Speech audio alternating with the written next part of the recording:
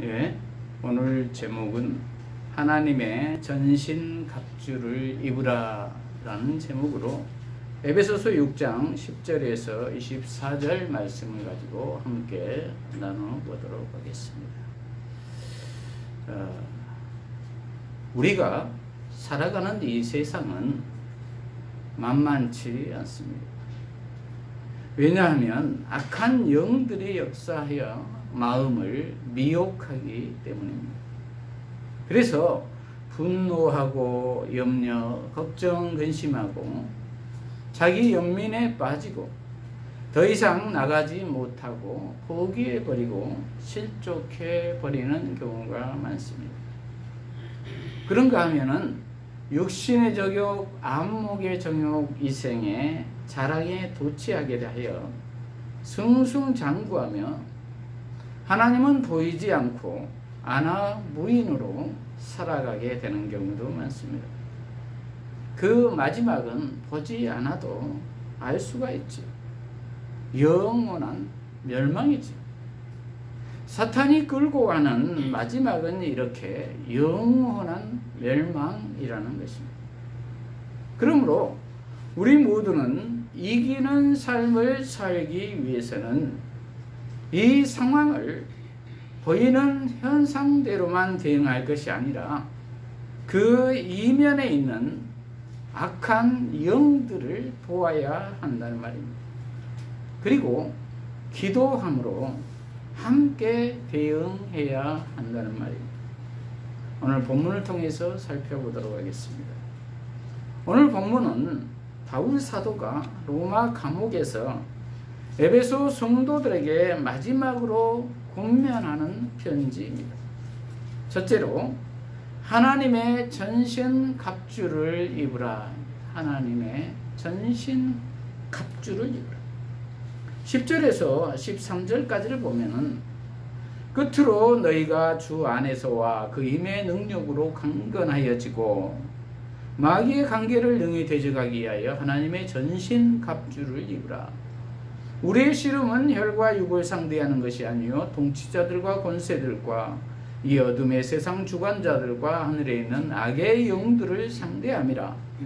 그러므로 하나님의 전신 갑주를 취하라. 이는 악한 날에 너희가 능히 대적하고 모든 일을 행한 후에 서기 위함이라. 이렇게 기록하고 있습니다. 여기에서 나오는 전신 갑주는 로마 시대에 전쟁터에 나갈 때 로마 병사가 입는 옷을 말합니다. 빈틈없이 완전 무장을 한다는 것입니다. 10절부터 보면은 끝으로 너희가 주 안에서와 그 힘의 능력으로 강건하여지고 그랬습니다. 이 말은 마지막으로 내가 말하는데 너희가 예수님 안에서와 성령의 능력으로 강건해지라는 것입니다. 명령형입니다. 그리고 11절 마귀의 관계를 능히 대적하기 위하여 하나님의 전신 갑주를 입으라 라고 다시 명령을 합니다. 그러면서 우리의 씨름은 혈과 육을 상대하는 것이 아니라 이 세상은 불순종의 아들들이 역사하는 통치자들과 이 어둠의 세상 주관자들과 악의 영들을 상대함이라는 것입니다. 그들은 이 세상을 통치하면서 조직적으로 이 어둠의 세상을 주관하고 있다는 것입니다. 그러므로 개인이 상대하기가 힘들다는 것입니다. 하나님의 힘이 아니면, 예수님이 아니면, 성령님이 아니면, 교회 공동체의 힘이 아니면 육신으로는 상대하기가 어렵다는 말입니다. 그러므로 반드시 예수님 안에서와 성령의 능력을 힘입어야 한다는 말입니다. 왜냐하면 지금은 하나님의 허락하에 한시적으로 이 세상의 공중권세를 사탄 마귀가 잡고 있기 때문입니다. 그러므로 이 영적인 존재를 육이 이길 수가 없다는 것이죠. 그래서 하나님의 영, 즉 예수님의 부활 생명인 성령님이 함께해 주셔야만 이길 수가 있다는 말입니다. 그래서 14절에는 아예 전신 갑주를 취하라고 무장하라고 명령을 합니다. 이것은 악한 날에 능히 대적하고 모든 일을 행하는 이에 서기 위함이라는 것입니다. 저와 여러분은 전신 갑주로 무장을 했습니까? 그런데 아예 발가벗고 다닌 사람들이 있습니다. 예수님을 믿지 않는 사람들인 것이죠. 그런 사람들은 어떻겠습니까? 백전백패이겠지요. 그래서 그들은 자기 감정대로 행동하고 물리적인 힘으로 해결하려고 합니다. 그 결과는 안 보아도 뻔한 결과일 것입니다. 더 힘들어질 것입니다. 그러므로 우리는 휘몰아치는 태풍을 바라보는 것이 아니라 현상만을 바라보는 것이 아니라 그 중심에 있는 태풍의 눈을 보아야 한다는 말입니다. 그 이면을 보아야 한다는 것이죠. 그리고 그 눈을 빼어내 버린다는 것입니다. 그러면 태풍은 언제 그랬냐는 듯이 소멸되어 버릴 것입니다. 문제의 본질을 보라는 것입니다. 그 본질이 악한 사탄 마귀의 괴계라는 것입니다. 그 사탄 마귀는 우리를 분노하게 하고 이간질하고 물리적으로 모든 것을 해결하려고 합니다. 그리고 인본주의적으로 해결하라고 합니다. 하나님이 어디 있어? 내가 해야지. 누가 도와주겠어? 이렇게 자신에게 말합니다. 그러면 내 육신의 자아는 그래 맞아. 내가 해결해야지. 하나님만 바라보고 있을 수가 없어. 기도한다고 뭐가 해결되나? 내가 돈을 벌어야지. 돈이 있으면 다 해결되는 거야. 이 세상에 돈 가지고 안 되는 것 없어. 이렇게 자꾸 대내면 확신을 거듭한다는 것입니다. 그러면 하나님과는 점점 더 멀어져 가는 것이죠. 그럴 때 사탄은 박수치며 좋아할 것입니다. 이렇게 되면 안 되겠지요. 그러면 어떻게 해야 할까요?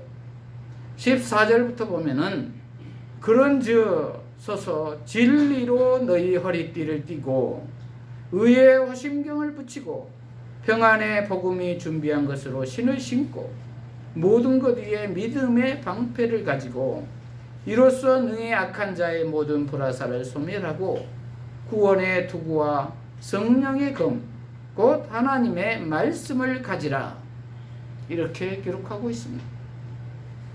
진리로 허리띠를 띠라는 것은 내가 곧 길이요 진리요 생명이라고 말씀하신 예수로 허리띠로 삼으라는 것입니다. 허리는 힘을 쓰는 가장 중요한 부분입니다. 허리에 힘이 없으면 씨름 선수는 허망하게 무너지지. 그만큼 허리는 싸움에 있어서 중요한 부분입니다. 그리고 가슴에는 의의 호심경을 붙이라는 것입니다. 호심경은 로마 병사가 가슴에 방패 삼아 붙이는 것입니다. 그리고 의의 호심경은 정의라는 뜻인데 예수로 말미암아 의롭다 칭함을 받은 정의로 가슴에 방패를 삼으라는 것입니다. 그리고 15절 평안의 복음으로 준비한 것으로 신을 신고는 때를 얻든지 못 얻든지 평안을 전하는 복음의 증인으로 살라는 것입니다. 그러면서 16절 모든 것 위에 믿음의 방패를 가지고 이로써 능히 악한 자의 모든 불화살을 소멸하고 그랬습니다. 모든 것 위에 믿음의 방패를 가지라는 것입니다. 그래야 그 믿음이 악한 자의 모든 불화살을 소멸한다는 것입니다. 우리가 믿음으로 살다 보면은 악한 자는 우리의 가슴에 불화살을 끊임없이 쏘아댑니다. 걱정, 근심, 의심, 염려, 불안, 실패 등등으로 쏘아댑니다. 그래서 나는 할 수 없어. 끝났어. 인간은 안 돼. 하나님의 뜻대로 산다는 것은 불가능이야. 이제 내 생각대로 살아야겠어. 이렇게 포기한다는 것입니다. 그래서 믿음의 방패를 가지라는 것입니다. 손에 든 방패입니다. 그 믿음의 방패가 모든 불화살을 소멸한다는 것입니다. 그리고 17절 구원의 투구와 성령의 검 곧 하나님의 말씀을 가지라고 했습니다. 구원의 투구는 구원의 확신을 가지라는 것입니다. 머리는 우리의 가장 중요한 부분입니다. 그래서 마귀는 늘 우리의 머리를 노린다는 것입니다. 아첨하는 말로, 현란한 말솜씨로 우리를 헷갈리게 합니다. 창세기에 나오는 금단의 열매인 선악과를 따먹으면 이 세상이 먹은직도 하고 보암직도 하고 하나님과 같이 눈이 밝아지기도 한 것처럼 생각하게 만든다는 것입니다. 그래서 돈이 최고라고 말합니다. 선악과를 먹으라고 합니다. 돈을 취하라고 합니다. 거기에 인생을 바치라고 합니다. 그리고 육신의 연약함을 빌미 삼아 네가 그래가지고 구원받은 것 확실히 맞아? 이렇게 의심하게 하고 정죄하고 흔들리게 합니다. 그래서 실족하게 하여 아예 포기하게 합니다. 그래서 그래 되는 대로 살자. 내가 뭐라고 성인 군자처럼 살아. 이렇게 생각하게 한다는 것입니다. 그래서 머리를 보호하기 위해서 구원의 투구를 확실히 써야 한다는 것입니다. 그리고 예수로 말미암아 믿음으로 구원을 받았다라는 확신을 가져야 한다는 것입니다. 그러할 때마다 예수 그리스도의 보혈의 피로 말미암아 내 죄가 깨끗하게 되었음을 선포해야 한다는 말입니다. 그리고 이제 나는 예수 그리스도로 말미암아 새로운 피조물이 되었다라는 것을 선포해야 한다는 말입니다. 그리고 예수 이름으로 말미암아 의롭다 칭함을 받아 구원을 받았다는 구원의 확신을 가져야 한다는 말입니다. 그리고 성령의 검, 곧 하나님의 말씀을 가지라고 합니다. 검은 수비도 되지만 공격의 무기도 됩니다. 성령의 검은 곧 하나님의 말씀이라는 것입니다. 즉 복음입니다. 신구약 성경을 한마디로 표현한다면 예수 그리스도를 말하고 있는 것이죠. 구약에 오실 메시아, 신약에 오신 메시아입니다. 그 예수 그리스도가 우리 죄를 대신하여 죽어 주심으로 우리의 죄가 사함을 받게 되고 영생을 얻게 되었다는 것입니다. 이것이 복음입니다. 이 복음은 보혜사 성령으로 지금도 살아계셔서 우리를 도우시고 계십니다. 그러므로 마귀가 정죄할 때에 우리는 예수 그리스도를 선포함으로 의롭다 칭함을 받아야 한다는 것입니다. 그러면 마귀는 더 이상 공격하지 못할 것입니다. 하나님의 재판정에서 고발하는 마귀에게 변호사인 성령님이 우리를 변호하여 주신다는 것입니다. 내 죄를 다 해결해 주었다고 말입니다. 그러므로 우리는 이제 무죄인 것입니다. 그 어느 누구도 정죄할 수가 없는 것입니다. 그래서 로마서 8장 1절 2절을 보면은 그러므로 이제 그리스도 예수 안에 있는 저에게는 결코 정죄함이 없나니 이는 그리스도 예수 안에 있는 생명의 성령의 법이 죄와 사망의 법에서 너를 해방하였음이라. 이렇게 바울 사도는 확증합니다. 그러므로 이제 우리는 하나님의 아들로 신분이 변화되었고 참 자유자가 되었습니다. 그리고 하늘나라를 상속받았습니다. 이것이 전신 갑주를 입는 것입니다. 그러므로 우리는 그분의 자녀답게 어떠한 어려움에도 예수님을 드러내며 감사하며 살아야 할 것입니다. 둘째로 서로 기도하라. 서로 기도하라. 18절부터 보면은 모든 기도와 간구를 하되 항상 성령 안에서 기도하고 이를 위하여 깨어 구하기를 항상 힘쓰며 여러 성도를 위하여 구하라. 또 나를 위하여 구할 것은 내게 말씀을 주사 나로 입을 열어 복음의 비밀을 담대히 알리게 하옵소서 할 것이니 이 일을 위하여 내가 쇠사슬에 매인 사신이 된 것은 나로 이 일에 당연히 할 말을 담대히 하게 하려 하심이라. 이렇게 기록하고 있습니다. 이러한 것들을 실행하기 위해 모든 것을 기도와 간구로 하라는 것입니다. 왜냐하면 기도와 간구를 통해서 하나님이 일하시기 때문입니다. 그래서 기도할 때는 항상 성령 안에서 기도하라는 것입니다. 내 힘으로 기도하는 것이 아니라 성령이 말하게 하심을 따라 기도하라는 것입니다. 성령님의 뜻대로 기도와 간구를 하라는 것입니다. 그것은 하나님의 뜻대로 예수님이 말씀하신 대로 하라는 것입니다. 성경 말씀대로 이루어지기를 바라는 것입니다. 이것을 위하여 깨어 구하기를 항상 힘쓰라는 것입니다. 전심으로 기도하라는 것입니다. 나의 사사로운 생각이나 이 세상적 생각이 틈타지 않게 하라는 것입니다. 그것도 항상 그렇게 하라는 것입니다. 그리고 그렇게 하기를 힘쓰라는 것입니다.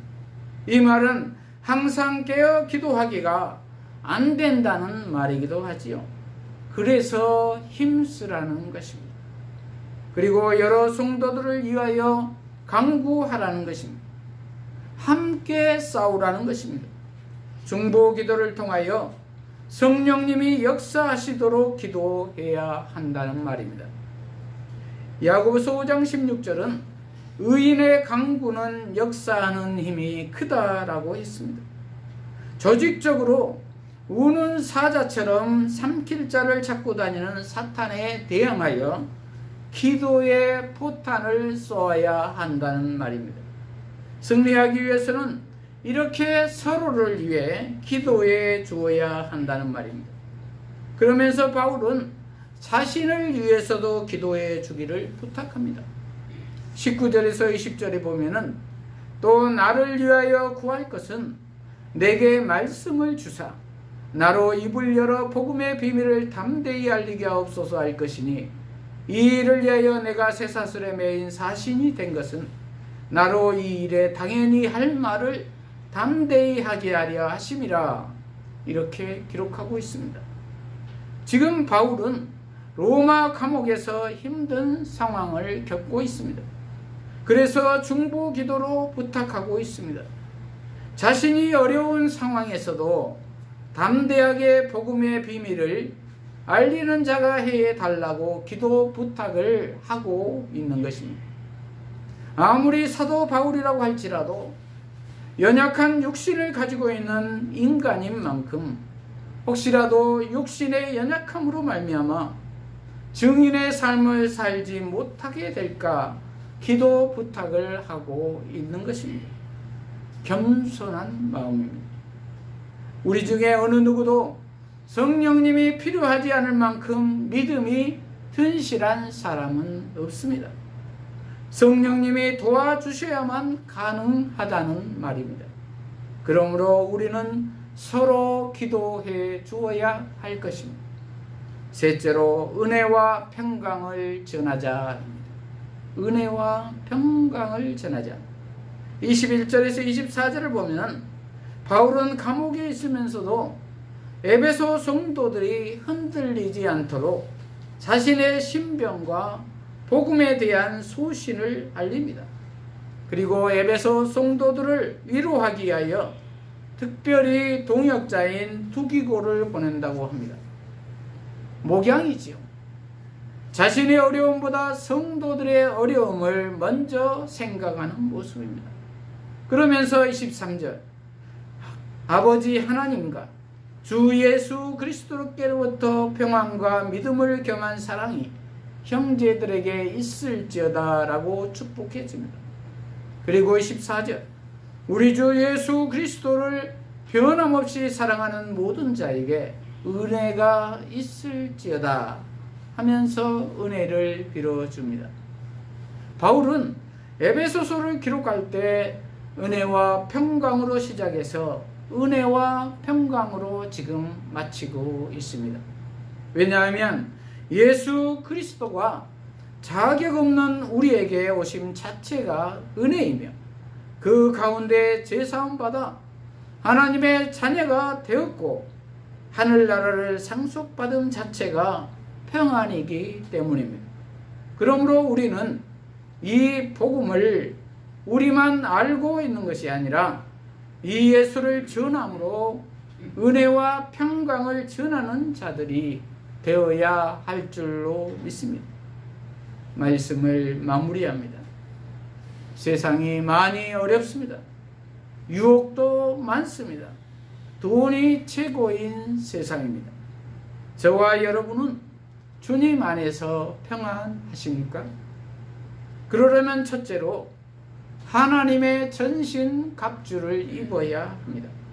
둘째로 서로 기도해 주어야 합니다. 셋째로 예수로 말미암은 은혜와 평안을 전하는 자가 되어야 합니다. 이러한 우리 모두가 되어서 예수님 안에서 승리하시기를 축복합니다. 기도하십시오.